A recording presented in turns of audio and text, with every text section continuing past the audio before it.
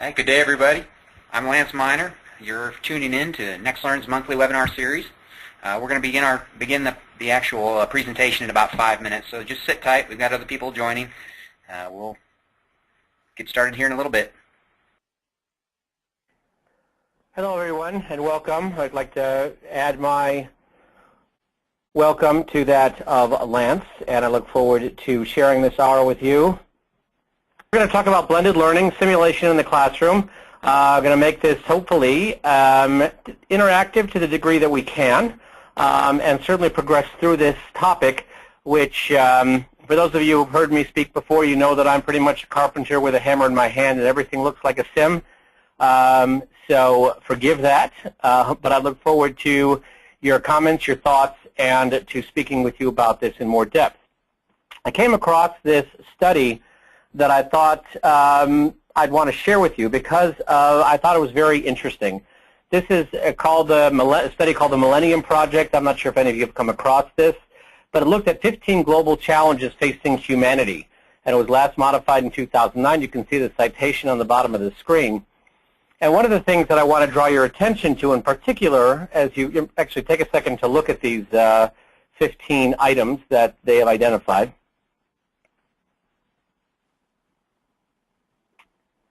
The one that I find most compelling, especially to us, is number 9, the capacity to decide. And it's interesting that this is highlighted in this study as a global challenge facing humanity. And we take this is not specifically in a business context, but if we put it in a business context, I think that it's very clear that, in terms of, it does help to explain the situation that many of us find ourselves in relative to our participants and their needs. Whether it's domestically in the economy, unemployment, the regulatory environment, healthcare reform, the global economy, technology changes. One of the things that's, the adage that the one thing that is certain is the uncertainty has never been more true.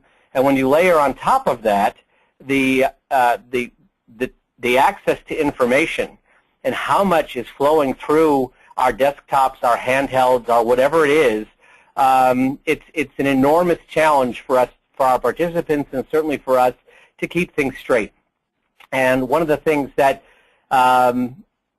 is clear is that the status quo isn't going to cut it, and it certainly hasn't been able to cut it for the last period of time. And so what we need to be able to do is find a way that we can efficiently and effectively, and in a scalable way, be able to address this need to change. And clearly the ability to enable our participants to focus on how they think rather than only on what to think, because we have to keep doing over and over the what to think as these things keep changing. If we can enable them to actually roll with it, to be better at adapting, to be better at finding out on their own, to be able to become more successful on their own, obviously the better off we're going to be. And that's in essence what I really want to deal with, what I really want to talk to. And it does focus on this issue of how do we increase the capability of our participants to make decisions and to problem solve in a variety of arenas, because that's the muscle memory we want to create, and that's where immersive learning, that's where simulation, and that's where experience can really come into play. So when we think about this idea of, I've been doing this simulations for quite some time. I've been in the space for almost 25 years, and when I started doing this kind of work, the only place to do simulation was actually in the classroom. There was no such thing as e-learning. There was no internet at the time. And it was a very, very powerful model. I mean, I can't tell you the number of times that I heard in classes that I taught where people would come to me, and at that time where, there was a lot more, there was still company loyalty and people were still in their jobs for 20, 30 plus years, that people would come to me after a session and say, this is the best thing I've been through in my entire career. And that was, in fact, longer than I'd been alive in some instances. And so it was a very powerful model. And what seemed to happen is that with the advent of the Internet and the concept of e-learning, that simulation, I guess due to its nature as computer-driven, became a subset of e-learning. And most people relegate it to that place, to that category, and in fact don't consider it as something that can be done elsewhere. That's something that can be done in a live format, and that I think is very sad because it's an incredibly powerful model, and that's what I really want to focus on today. And so in the session, we're going to talk about why integrate SIM into the classroom. And it's going to focus on the issue of the power of the blend. And those, again, who've heard me speak before, you know that I tend to focus on the linkages between and the importance of both instruction but also experience, and they need to be thought about separately and in a complementary way because the power is all in the blend. And also the issue of teams, the issue of, before social networking was around, doing SIMs in the classroom wasn't actually an aspect of, that was social, that was doing things socially. And so having this as an opportunity, having this as a methodology is something that can be very, very powerful. Actually, I'm going to have you experience it. So we're going to take you through, obviously we're limited in the confines of a webinar, and especially one in which we've silenced you, so to speak, other than through chat. But we will use polls and we will try to make this interactive. But I do want to demonstrate the power of the blend and also the distinction between instruction and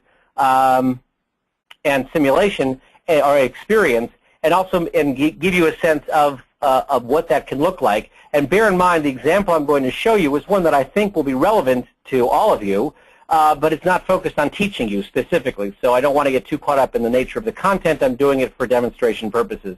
And looking at then what are the benefits.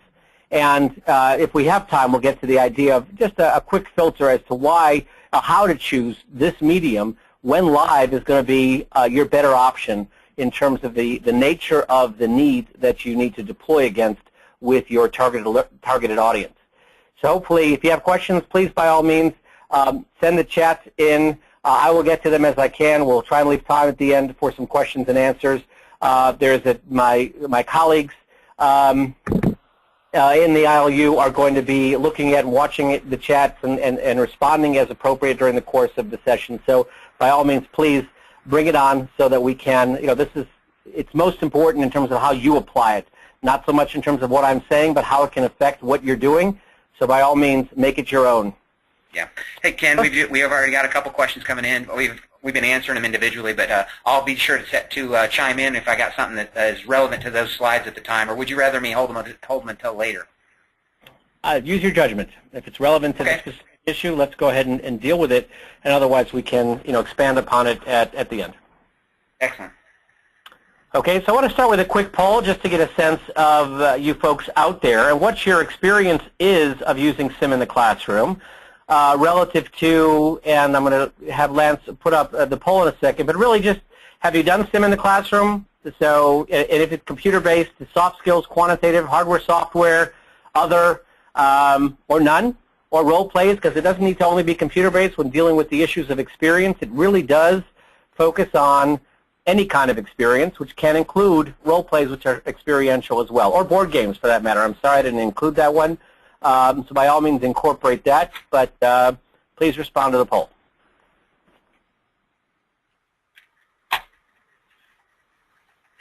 Sometimes I forget that role plays that's definitely a part of simulation, and it's face-to-face, and with e-technology the way it is right now, we overlook it so much, and not necessarily overlook that role-playing is simulation, but we tend to think that simulations now are all technology-based, and there's a way you blend it. That's great. All right, well, I think we're coming up. We got about, I'm going to leave it open for about 2 more seconds. Thank you. And I'm going to go ahead and show the results here.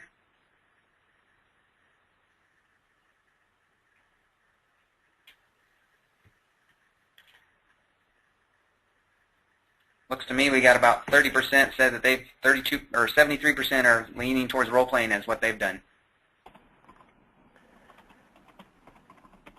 Let me know when you're done with that, Ken, and let me move on. Okay. Thank you very much. I appreciate that, and it's always interesting to see the experience that people have, and it is not atypical for folks to have more experience with in the live session doing the role plays as opposed to technology, because I'm not sure why, actually. I mean, that's the subject for another session, which hopefully we will come back to at another opportunity, or certainly in the upcoming ILU conference in January.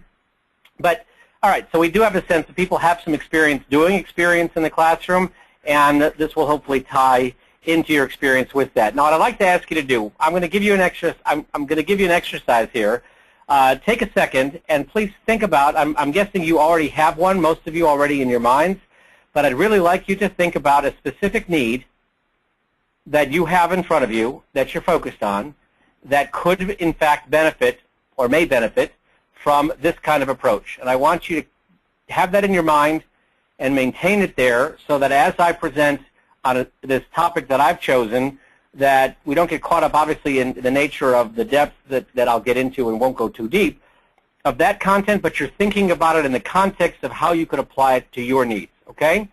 So I'm going to talk now about, and it could be face-to-face, and it can also be synchronous virtual. So I do want to, I believe I'm a bit of a purist, and the face-to-face is incredibly powerful. However, it is also more costly. And so from the standpoint of being able to address some of the constraints of cost, sometimes really synchronous virtual is really the only option that would be available to us. Hey Ken, I teach writing online, so I could think of, I'm used to teaching it face-to-face, but that's the kind of context you're asking us to look for? Yes, and it would be, let's focus on a need that is, to some degree, hopefully contextual. So it's not technical. It's not something that can be done by sharing with people a recipe. It's something that would benefit from a focus on critical thinking, context, that'll be kind of the focus. So if we can hopefully help people have a need that reflects that, and then we'll proceed accordingly, okay? So let's explore through an example. Now, so what I'm going to tell with the example that I've chosen that I think is probably near and dear to many of your hearts is the issue of project leadership. I'm imagining that amongst this group, everybody's either involved in projects or leading projects, obviously learning projects, or possibly other forms. So you've been there and done that, and I'm guessing that you have had some interesting experiences, and we can go on and on about that. But what I specifically want to focus on is the interpersonal organizational dynamics that tend to cause project leaders to slip up. The people aspect, whether or not it's leading without authority, whether it's the issue of stakeholders and that often have exclusive demands and needing to manage between that, that's the area of focus. So in terms of the interpersonal skills associated with projects, it's not the project management methodology, but really more the leadership aspects.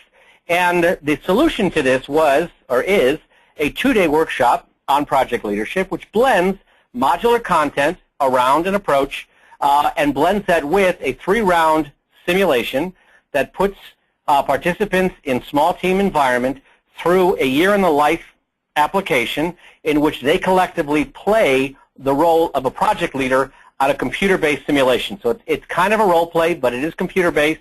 It's a scenario branching application, and I'm going to show it to you in the context of this need. So again, we're not going to go too deep, but what I want to do is to be able to demonstrate to you the blend, how it works, and to demonstrate to you the power, or the increasing power, that blending the two, the contents, because sometimes instruction is required, with experience when experience is required, because this is a contextual need, where I can tell you until I'm blue in the face, but at the end of the day, what's going to be most compelling is you doing it, and doing it in a safe place, so that you can make those mistakes and you can fail forward. So this is what the day 1 of the agenda could look like. So you can see that in the morning there's 3 sets of modules on the project environment, the truth about teams, best practices. I'm going to show you 3 quick slides that kind of are elements of each of those areas of content, so you can see what's addressed. And these are interactive. They're not just obviously sage on the stage, but just to give you a sense of that. And then the afternoon is spent, a good chunk of it, in the experiential component. So this is a way. This is not the way to blend, but it is a way to blend. And day 2, obviously, because it's 3 rounds, obviously has more simulation and less content. But from the standpoint of what the simulation round can look like, you can imagine what the instructor-led session could look like. Ideally, it's in teams, so they're at tables, so that there can be a lot of interactivity and a lot of exercises around the content, linking potentially to the story of the sim. But when they get into the sim, again, the teams are broken up. The class is broken up into teams of 3 to 5. And they would then focus on understanding the case, the story. They would focus on actually doing, they'd actually live the life, making decisions for a period of about an hour. Then they're going to learning from each other, because the idea is that as they face a scenario, they've got to come to a single decision. So the opportunity, the learning that's going to take place in terms of not just linking to the content, not just drawing from your own experience, but the opportunity to learn from others' experience can be dramatic. And then have the opportunity to debrief it so we can talk about the issues, relate them to the content, relate them to your own organizations. That's, in essence, the flow of what the blend can look like. And this can be, when it's deployed in this manner, or variants on this theme, can be an incredibly powerful learning opportunity for participants. So now let's delve briefly into some content. So I'm going to share with you, as an instructor, a little bit about some content. So why do projects fail? And this is kind of something dealing with the project environment. This relates to your own environments, and be thinking about the projects that you've been on that have not gone as planned, that have not gone on budget, on time, have not met the spec, if even they got to the end. If there were opportunities where you got on that didn't succeed or that outright failed, what were some of the causes of that? And some of the research has shown that the principal inhibitors, and obviously this would require a lot more time, but not to get too deep into this, these are what they look like in terms of the research about why projects fail.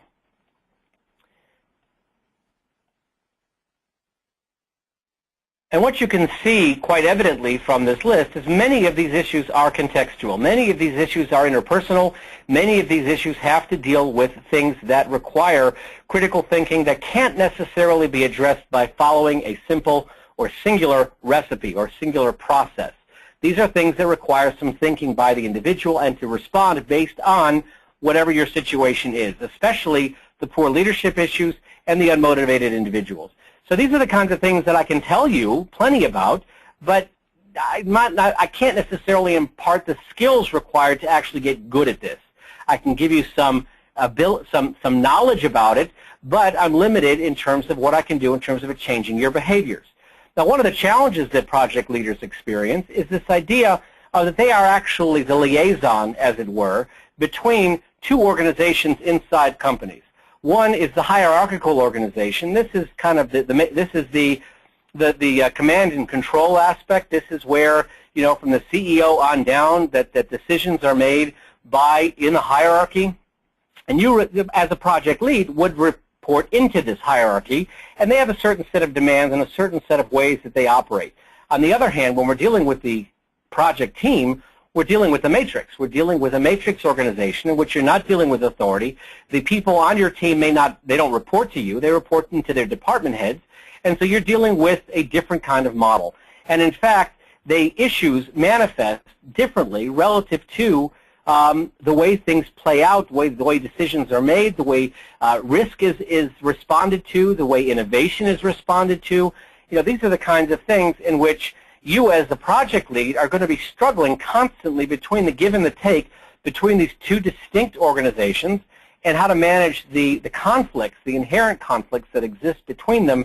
This is one of the challenges that tends to trip project leaders up, especially if A, they're not cognizant of it, and B, they don't have the skills or the sensitivity to recognize when they need to modify their approach, because it'll be different even when they're dealing with the same issue, but you would deal with it in one way, dealing with the hierarchy or taking up, and deal with it differently when you're talking with your team.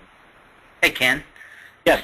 Go back to that slide for a second. That brings to mind, it's kind of, if we're thinking about what we're talking about in the terms of putting the sim in the classroom, when you have a guy who's a professor or an instructor or a trainer that is standing up lecturing, that becomes pretty hierarchical. And when you incorporate group exercises and as I know you're going to cover it later, the whole idea of group debriefing and that kind of stuff, it makes it a more matrixed construct, and it really reflects those elements that you just described there, which is, I think, there's an interesting parallel there.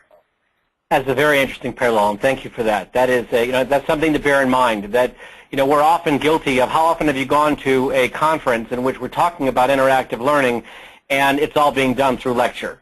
It's kind of ironic. It may be just realistic. That's what beyond expectations to expect a lot of difference in that. But it is, the irony is there, and it's very instructive if one can see it. Absolutely. Thank you, Lance. And so lastly, just in terms of the way, obviously the process is important, and there is a best practice model, and this is a variant of the PMI model, the Project Management Institute for managing projects. And what you see very clearly when you're looking at the model is the importance of understanding the stakeholder piece, understanding that you've got customers, you've got your project sponsor who's the leader in your organization, and then you've got your team, and the roles that those people are playing, those stakeholders are playing during the course of the project actually evolves, and being cognizant of that evolution is very important and is also very challenging, but also the need to reconcile. And I specifically wanted to call out the reconciliation piece because that's where you're trying to make sure you're getting alignment. That is where you were trying to make sure that we've got, that top issue in the why projects fail was unmotivated individuals. And of course, that starts at the very top, at the project leader. If the project leader isn't motivated, then the project is doomed to have challenges. And if they can't get their teams motivated, obviously there's going to be challenges down the road as well. So being able to maintain, to get to alignment, this is a methodology that would help to demonstrate that. And again, this would be done in a very static manner from an instructional perspective to share the importance of it, how to do it, when to do it, all those kinds of things, but again, relatively static, and this would be the process by which, so now shifting gears, in thinking about how the flow of the program is going, I can make this as interactive as I can from an instructor perspective. So we see the power of the reconciliation. This is where, so in terms of now thinking about the flow of this kind of approach, they would have gotten through this linear flow, and again, we try to keep it, instructional design can be very powerful here, in terms of managing in the ideal way this content, but now we need to get to the point at which we're going to get some experience. We're going to look at this now through a different set of lenses, and now we're going to focus on experience. So I'm going to shift over to the sim. So hopefully you can all see the sim. So this is welcome to the simulation, and we're going to be taking, this is ET Corp. We'd get to know our organization, and there will be a fair amount of time, if you recall from the graphic.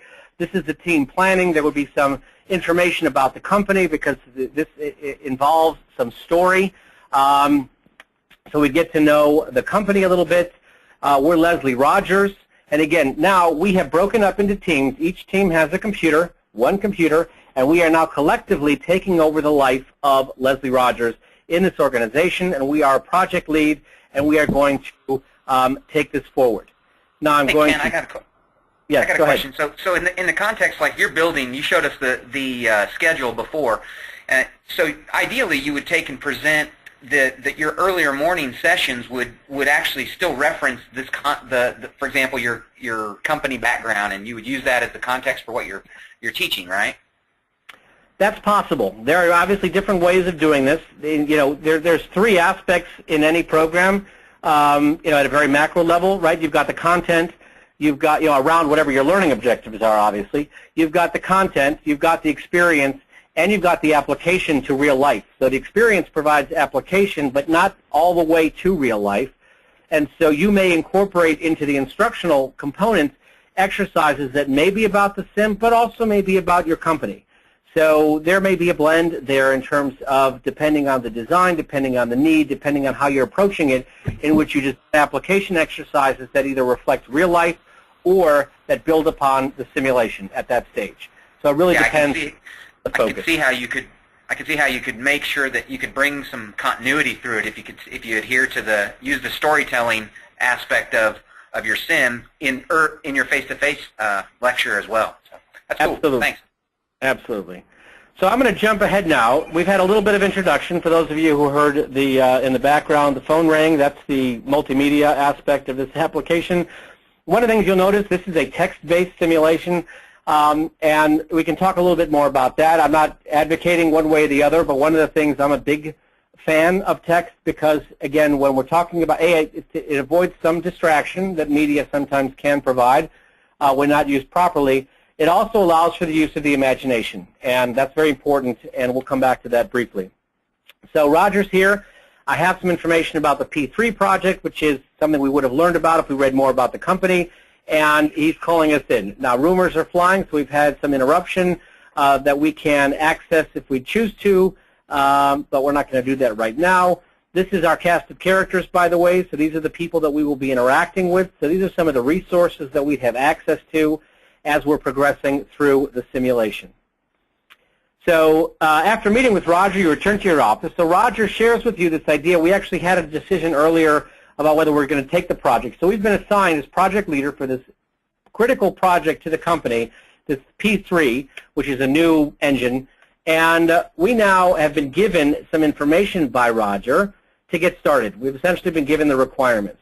And the question is, what do we do next? So here's our choices. We can ask for a meeting with the steering committee, and just on a little elaboration, we can informally meet with Roger, ask him to schedule a meeting with the steering committee because that's where the data is. And that'll take us 10 hours. We can request a follow-up meeting with Roger. We can ask him to spend a little bit more time with us, with our boss, to align expectations with him. And maybe our approach is top management knows what they're talking about. Let's get started. I mean, why are we bothering? They told us what to do. Let's just go do it. Now remember, this is now taking place in a small team of 3 to 5 people, and you're going to have to make a decision, not multiple decisions, just one. And so what's going to happen quite organically is that some discussion is going to ensue. Now, we don't have that option here. Ken, they're going to have to, time, I noticed that time plays a role in each of these, so it actually puts a level of gravity around their decisions beyond just what happens. It's when it happens as well. That's interesting. Absolutely. And I was going to bring that up in a bit, but thank you. This is when you talk about this idea of the blend, one of the things that experience offers the power to do is to move away from the linear approach. Again, I can do things when I'm instructing, as I module by module, content piece by content piece, because that's the way we do it. But obviously, experience doesn't happen that way. Life doesn't happen that way. Life just happens. And oftentimes, there are multiple things going on that need to be considered. There are trade-offs that need to be considered as I'm making decisions, and they happen, they flow in this kind of organic way. And so when we're thinking about in a project, one of the things, the triple constraint that we all wrestle with is the issues of time, cost, and quality in some way, shape, or form. And that would be attended to in the content that we would have talked through. But we're constantly struggling. You can't do all three. We can't do things and keep it in the least possible time at the lowest possible cost with the highest possible quality. Those demands are often going to be somewhat exclusive somewhere in the mix. And so we might have to make a trade-off. So as we're going through this, one of the things that we've blended into the decision-making is just sticking in there how much time it could take to actually do that, just so you're sensitive to it, because one of the metrics that's running in the background is your time on the project. You actually have a day job. You're not 100% of time on this, and so you're only 20 hours a week on this. And so if you go overtime, well, things might happen, or you might run out of time, or whatever the case may be. So it adds a nuance that we can blend in, that whether or not we are penalizing or adding consequences, we have this flexibility, this lever to pull.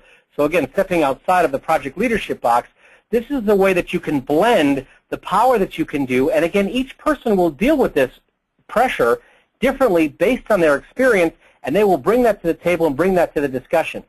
The idea of taking 0 hours because you're sensitive to time may be overwhelming, and so you'd go with the top management wants to do that, or at least suggest that and propose that as a step forward. So what I'd like to do, in the interest of time, is actually turn it over to Lance to have you respond. What do you want to do? We've talked a little bit about this issue of the motivation issue, the need for ownership and reconciliation. So as you think about this, what do you want to do? Let's take a poll on, again, we're missing the discussion piece, but let's vote on it so that we can take a path forward. Go ahead. Okay, wow, okay. So it looks like I can't see the numbers there. It says 35% for the bottom two and 29% for the top one. Oh, so it's a tie. Okay, well, I'm going to share with you a bit of a bias in the sim, and we're going to go ahead and push back on our boss relative to making this decision. So the consequence, so obviously this is a branching sim, and that we want to deal, one of the powerful elements here is consequences. So it's difficult to get on a schedule to meet with Roger. So it takes some time, obviously, that's where we're fretting about that, but you sense he's busy, he has a little bit to add than what you've been given, and he seems upset that you're not already underway. The information he provides is not very helpful, and Roger also tells you that you're over-planning and need to get to work. So for those of you who may have chosen the other choices, you may be congratulating yourselves for doing the right thing. Now we have another option. We can go ahead now and meet with the steering committee. We can push back on Roger one more time. We can just roll up our sleeves and identify key milestones and tasks.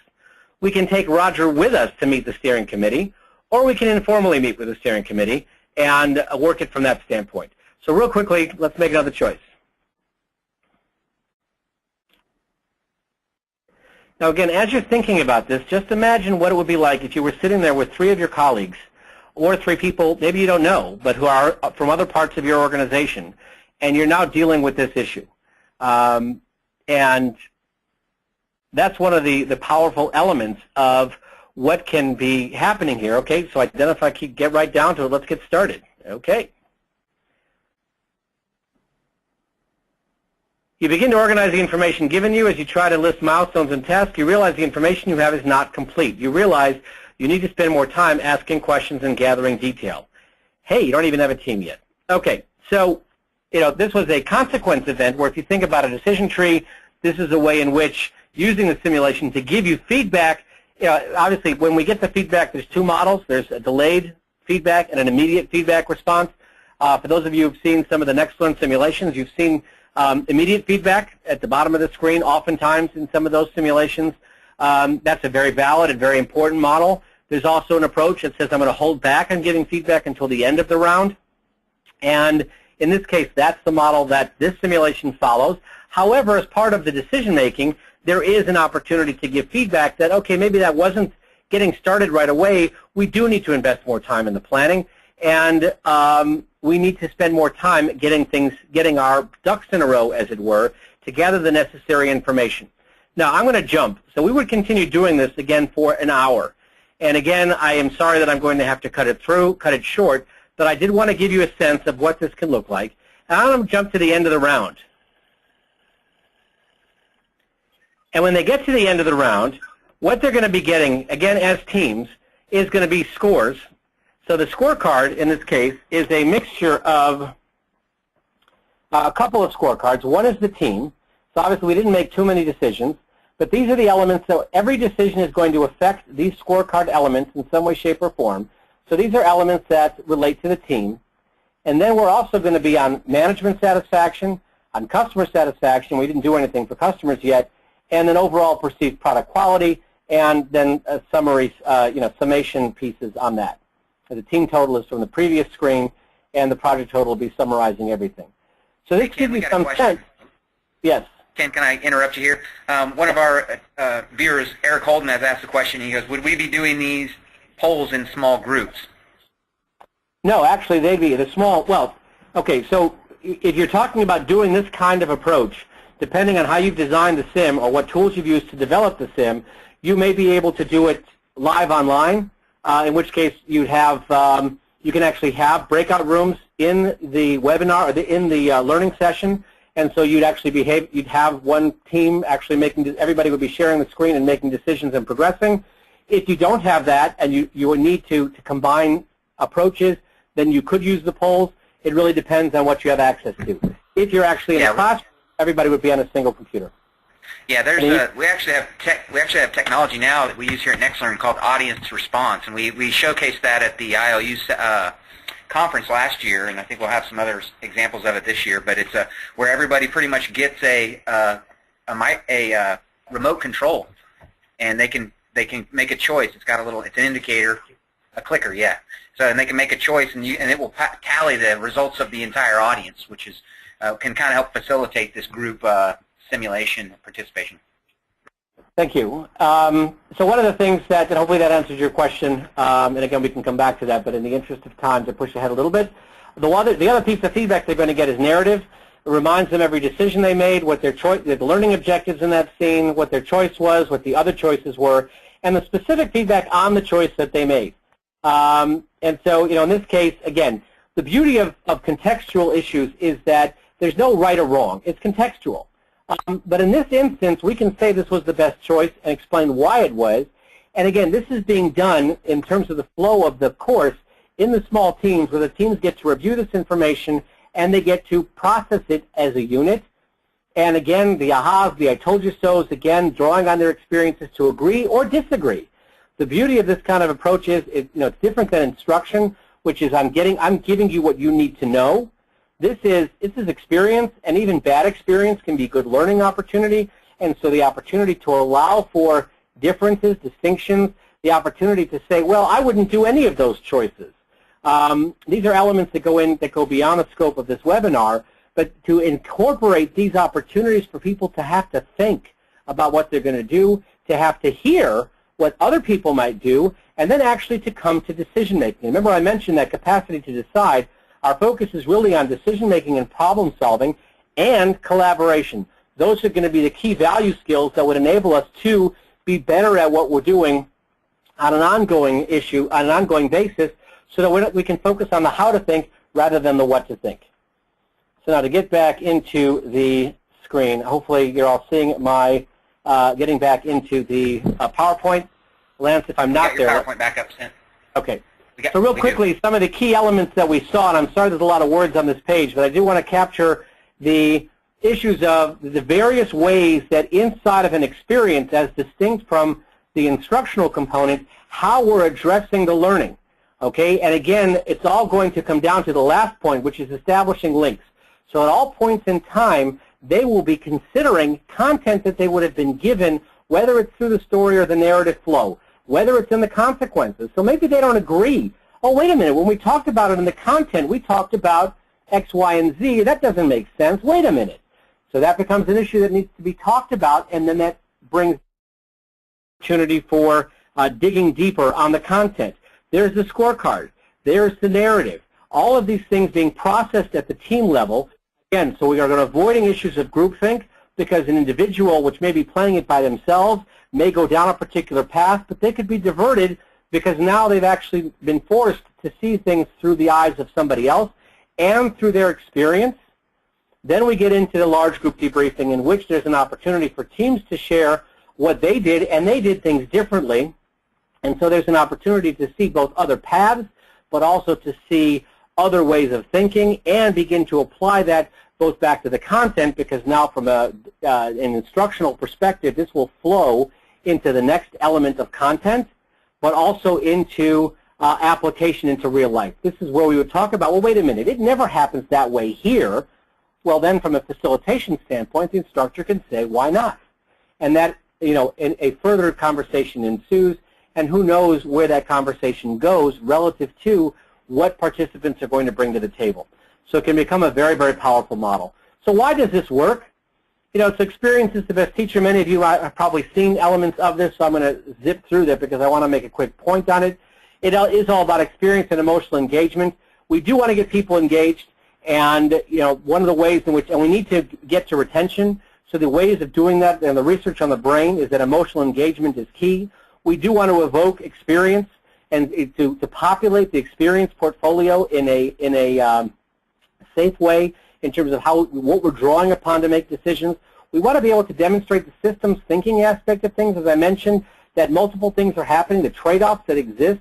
We need to present a scenario, but that is capturing the multitude of elements that may transpire in one's brain, or ought to transpire in one's brain, as they're forced with dealing with it, because it's not a linear issue. We want to be able to make sure that we give consequences to mindless behavior, and also encourage mindful behavior so that people actually think about what they're doing. We want to provide an opportunity to fail forward. Try things out. Do things that you anticipate are wrong, or maybe even you know that are wrong, but you want to see what's going to happen so that you have that experience that you can call upon when you move forward. We also want to capture the effects of time and delays, because sometimes we have difficulty in real life experience connecting the dots. We do something, but it doesn't have an effect. There's a lag before a consequence is actually experienced, and we may not be able to connect those dots. We want to make sure that we do. We also want to make sure we do that. The power of the story.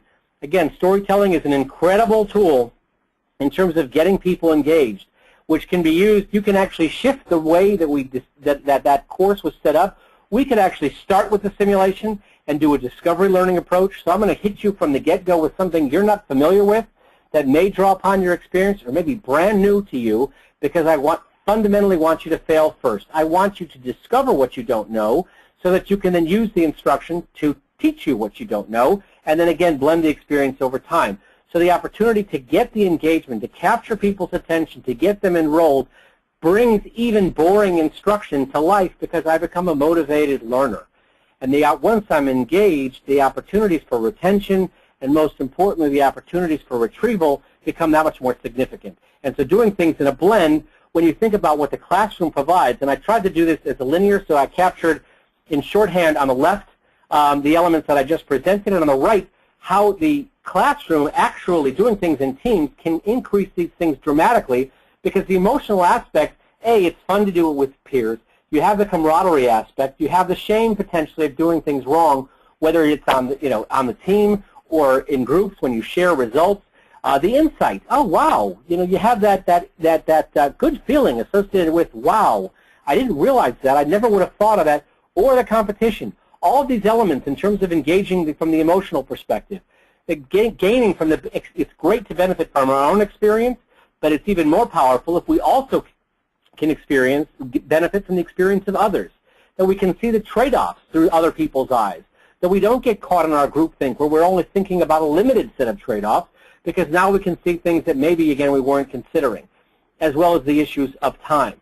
The mindlessness, obviously groupthink, so we can break through groupthink, especially if we're dealing with cross-functional teams.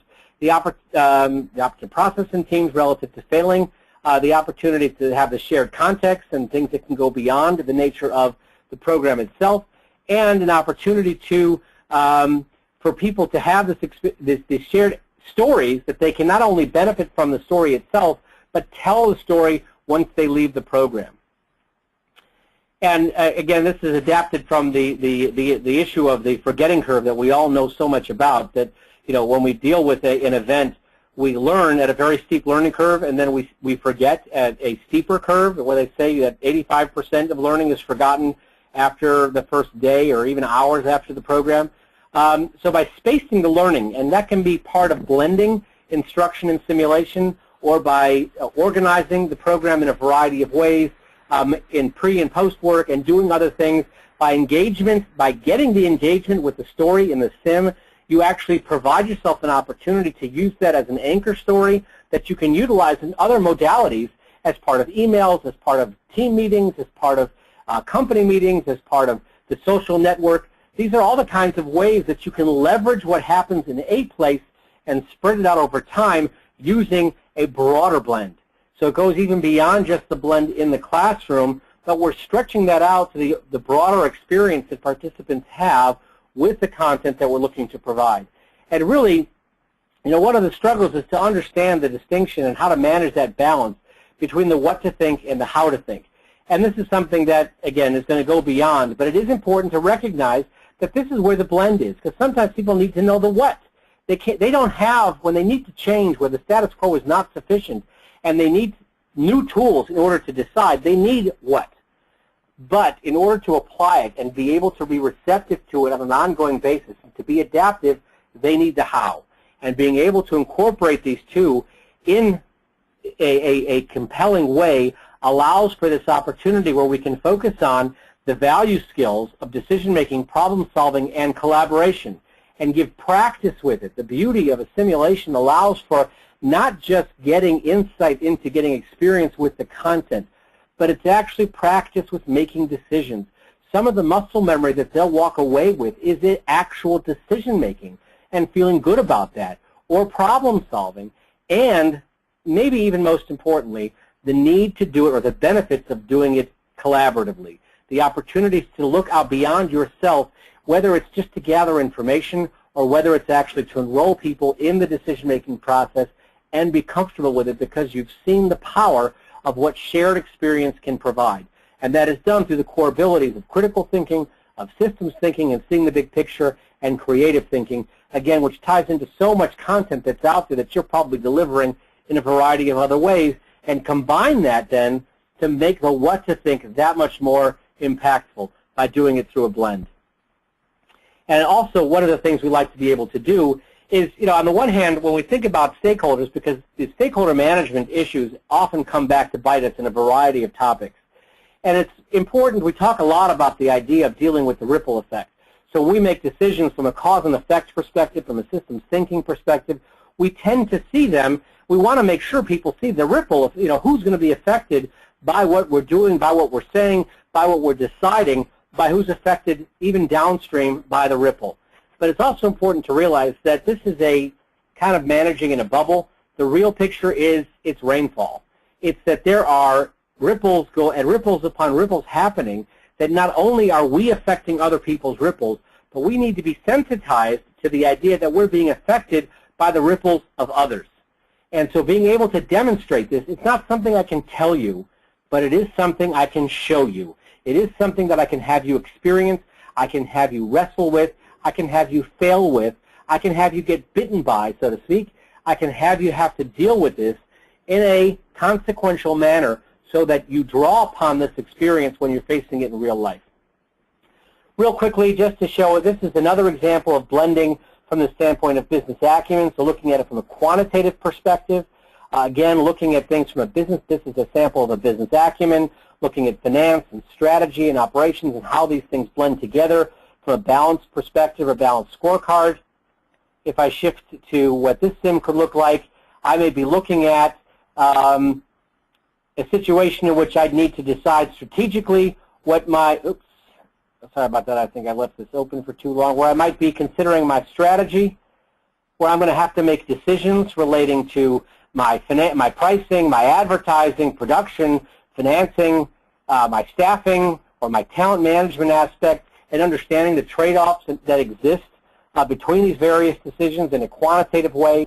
One of the things that, from a tactical perspective, here's just a way of thinking about taking your content. So if you're thinking about that idea that you had, you take your ILT content, you break it up into modular components, which you probably already do.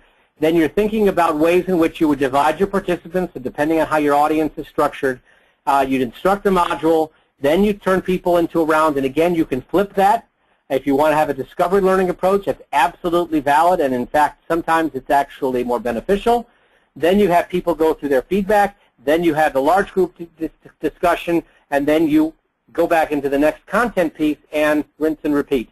I'm going to, make this available. This will be part of the, the recording. I'm going to put this up. We don't have time to go into this in detail, but this is a quick filter, which I showed briefly in the last webinar that I did. So those of you who were there, you may have seen it.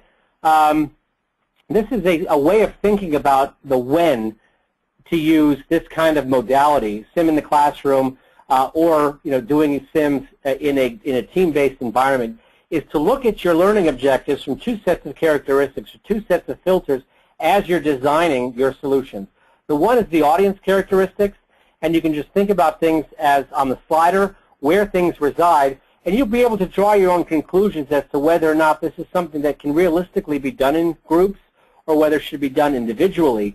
But then looking at it through the perspective of, through the lens of the learning objectives, and what are the characteristics of these learning objectives, and would they benefit from this opportunity to present them in an experiential way to teams? So obviously this can point to a need for sim, but even individual sim, where they're having to wrestle with some of the values or the synthesis of ideas that we talked about. But think about how powerful it would be if they actually get to do that not only through their own lenses, but through the lenses of others. And again, if you're interested in these slides, just let me know and I'll make sure they get shared. And you can process through this in a more deep way. So I'm going to end here. I will leave this on the screen relative to the upcoming conference, which hopefully you've heard about. It'll be in Charleston in January. I'll hopefully be participating in that, and so get a chance to meet face-to-face. But I'm certainly more than open to any amount of questions that you want to bring to me and talk about this. As I mentioned, this is an area of passion for me. Happy to deal with your issues. Happy to respond relative to questions about particular needs that you're dealing with, provide whatever guidance I can. And with that, I will open it up to questions. Or if you've already submitted questions, by all means, I will answer them, Lance, or you can share them with me and I can respond accordingly.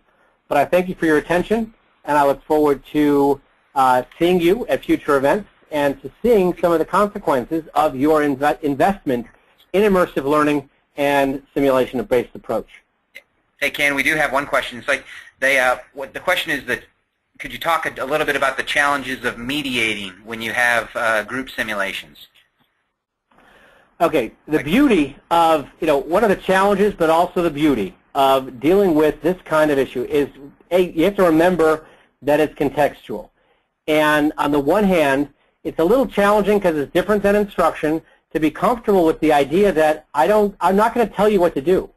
And I'm not even going to recommend, I may recommend an approach, but the issue is from a mediation perspective or facilitation perspective, it's important to take the approach where I'm putting it back on them.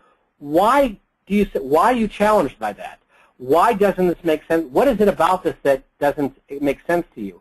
Because if they can explain to you why they don't like what's on there, and this is part of the art form of sim, if there's an obvious answer, you don't include it.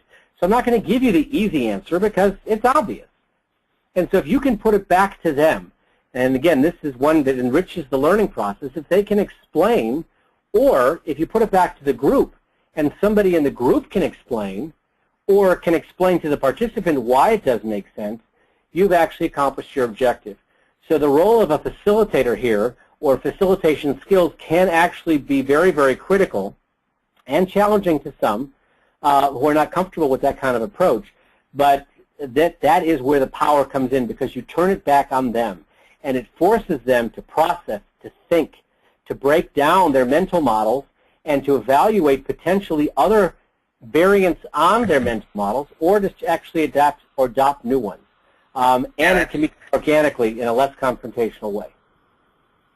Yeah, it's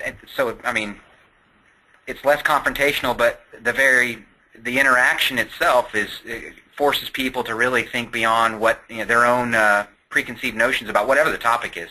And speaking of the topics, we have another follow-up question here. It says, please expand on when to use the sim. Your list showed ranges of activity, but not which side the sim would be used. So when we talk about highly motivated or unmotivated versus highly motivated audiences, when we've got that slide, which is more ideal to use the simulation? Simulation way more to the right. Okay, the stuff to the right is stuff that is more experientially driven. And it doesn't mean it's the only way to do it.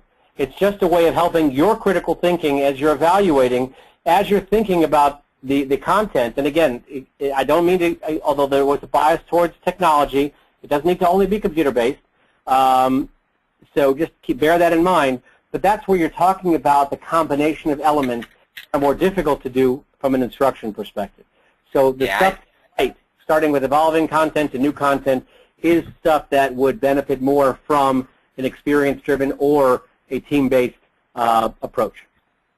Yeah, I think that's on the other, to counter your point there, Ken. The other side is if you've got something that is your audience is very familiar with, they're already set. They think they know.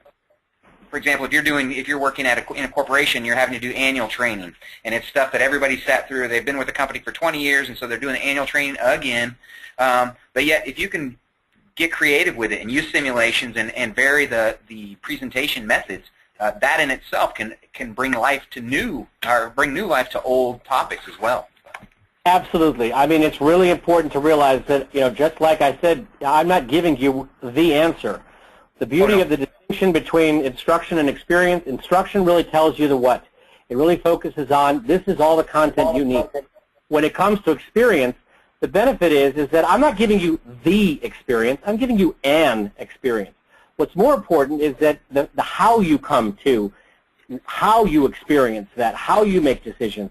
That's the muscle memory. The same thing applies here. I'm not going to give you the answer because it really depends on what your needs are, the constraints in your organization, your budgets. One of the things that came out of the ILU at one point was one of the participants shared that she built a sim using SurveyMonkey. SurveyMonkey. Yeah. Right. Now that's not an ideal tool, but because of the constraints and because of her design, she was able to do it very effectively, and it was successful using SurveyMonkey as a tool. So by all means, stretch this, argue with it, bring it to me, bring it on. I'm happy to talk about it with you, and try this on for size and see what it evokes in your own thinking or in your teams, because that's where the value is going to be created. And that's a good place to kind of wrap up right now, Ken. We appreciate it, is the fact that, what it is, it's your team. We're talking about team training and being able to go beyond just the face-to-face classes and using what you're such a champion for is the idea of experiential learning, and take those opportunities to bring people together so that all those varied opinions and levels of experience can all be kind of cross-pollinate and really help the overall knowledge of everybody involved in the training. So, hey, Ken, I want to thank everybody. Thank you specifically for again, supporting us in our monthly webinar series.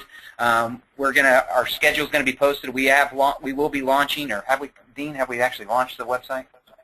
Yeah, the new website actually is launched. We're having registration, that's what it was. Registration for the IOU is not active yet. But our new website, immersivelearningu.com, will have links to our YouTube sites, which will have this webinar as well as the previous monthly webinars. We'll have those posted. Ken, please send me these slides. We'll make those available as well. So to everybody, I appreciate your participation, and I hope you enjoy the rest of the week and have a good weekend. Thank you very much. Take care, everyone. Thank you.